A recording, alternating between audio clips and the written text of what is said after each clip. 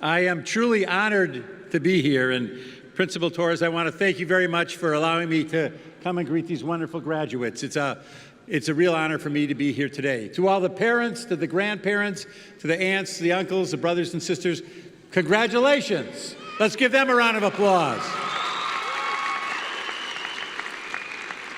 But most of all, I'm here for you. I came for you because I am very proud of you and what you have accomplished. Now, I think back to my high school graduation, and I think about the speaker who spoke at my high school graduation, which was shortly after the Civil War. I have no idea who spoke at my high school graduation. And my guess is most of the adults here have no idea who spoke at their high school graduation. The reason for that is because this is about you. It's not about us on this stage. It's about you and what you've accomplished and what you will accomplish and the opportunities that lie before you at this important juncture in your life. But I want to turn the clock back. And I want to turn the clock back to when you started kindergarten. And I want the parents and the grandparents to turn that clock back to when you started kindergarten, when you were just a 3, 4, 5-year-old, and you were scared, or you were excited, or you just didn't have a clue as to what was going on as you were led into that kindergarten class. But what happened?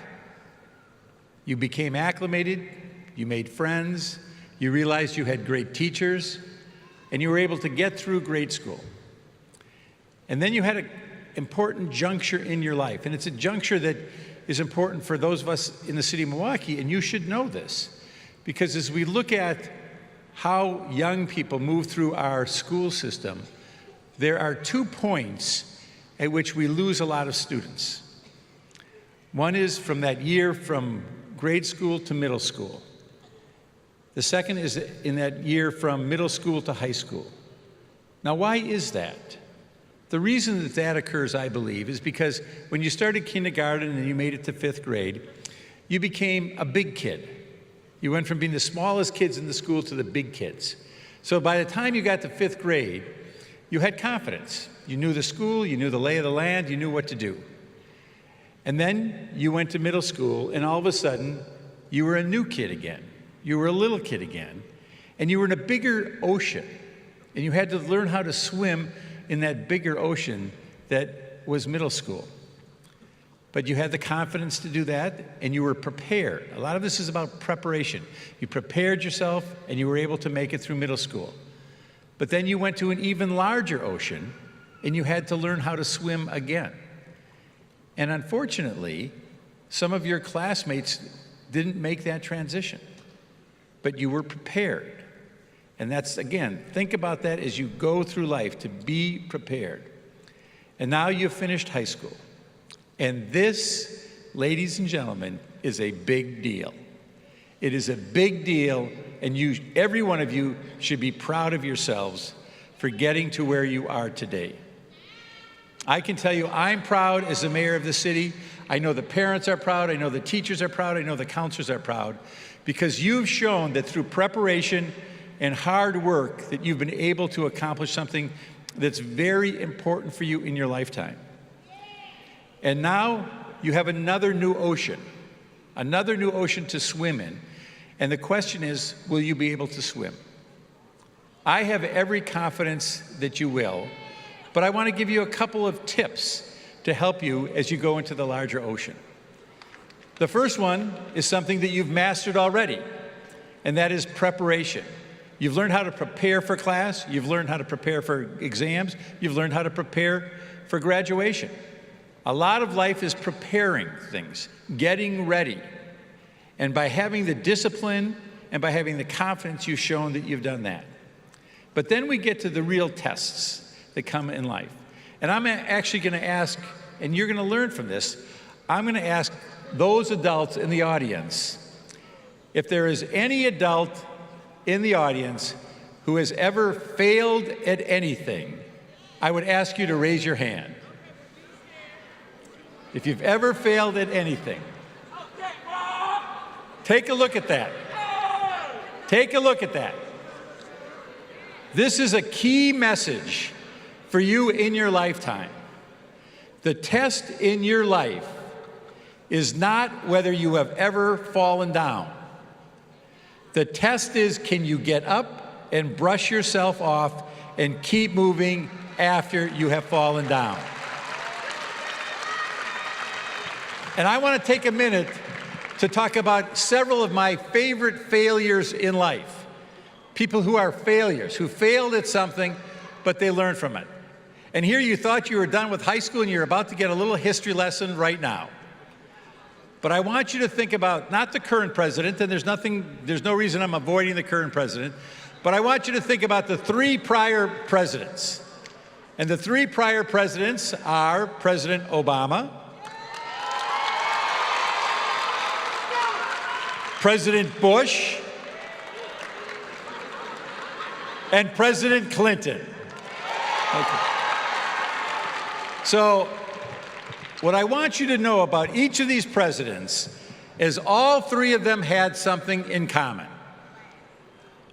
President Obama hails from Illinois, President Bush from Texas, President Clinton from Arkansas. And all 3 of those presidents ran for the United States Congress. And all 3 of those presidents failed.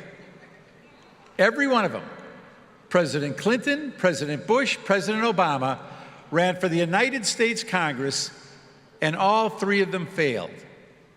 But the question is, who did they believe in? They believed in themselves. They believed in themselves, and despite the fact that they failed, they picked themselves up, they brushed themselves off, and they kept going. But it doesn't end with just presidents. Who is the most famous female television talk show host in the world? Oprah Winfrey. Oprah Winfrey spent a good portion of her youth right here in the city of Milwaukee. She lived at Hillside Public Housing Authority. Now, do you think that this young girl from the city of Milwaukee who lived at Hillside had people telling her, someday, Oprah, you are going to be so rich, you're going to have your own TV show, your own magazine, your own network. You'll even have a TV show where you can throw car keys to the people in the audience. You're going to do so well off. No, of course not. But who did Oprah Winfrey believe in? She believed in herself. She believed in herself. And the third one, to go to the world of sports, we could have a debate. We're in the NBA Finals pretty soon here as to the greatest basketball player of all time. I personally believe it's Michael Jordan.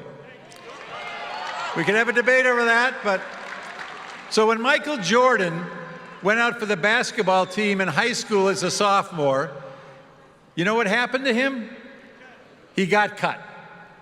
Michael Jordan got cut from the basketball team when he was a sophomore in high school. But who did he believe in? He believed in himself. And so he went home and he prepared and he prepared and he prepared and he was resilient and he came back to become the greatest basketball player in the world.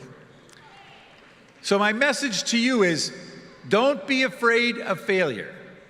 Failure and success are essentially flip sides of the same coin. And sometimes you get lucky, and sometimes you don't get lucky. The other thing that I have to tell you, and this goes along with avoiding failure as well. Some years ago, I was concerned about whether I should run for a political office. And my daughter, I have 4 kids, my daughter, who was maybe 12 or 13 at the time, said to me, Dad, don't let the fear of striking out keep you out of the game. And she said that to me, and I thought, wow, here's my 12-year-old daughter telling me, don't let the fear of striking out keep you out of the game. And I went to my other kids, and I said, you won't believe what Aaron just said. It was so profound.